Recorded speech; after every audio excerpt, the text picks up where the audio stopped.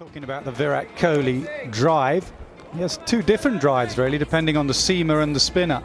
Doesn't break his wrists as much against the seamer. Look on the right, how he hits through the ball with his arms and his big muscles. On the left, look how he breaks his wrists through the ball to smother it almost.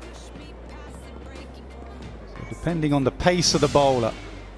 Yeah, the obvious, I think, explanation that will come to everyone's mind when you see that is trying to get more power against the slower bowler on the left with the wider arc, the bigger arc, as opposed to just meeting the ball against the fast bowler. Watched him bat in the nets the other day. He defends with very high hands, Virat Kohli. For an Indian player, really has high hands. It comes from that quick backlift, snappy backlift he has. These against seam, where he hits through the ball. These against spin, where he flicks his wrists through the ball.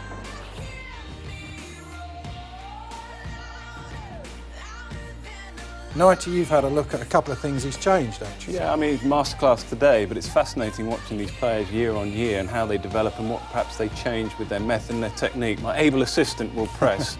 And this was him back in 2014. English conditions, yes, and Anderson all over him. Things to look out for here. It's an unusual position, almost a crossover of legs, and the front leg pointing down the pitch, which is unusual and exposing the outside edge. This is a common theme with these dismissals if we just roll it on.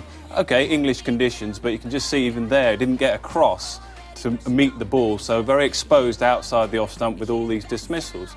So something for him to work on. I'm sure he was aware of it. Anderson all over him. Now let's make it relevant, because on the left now it's 2012 Indian conditions, and on the right today in that masterclass.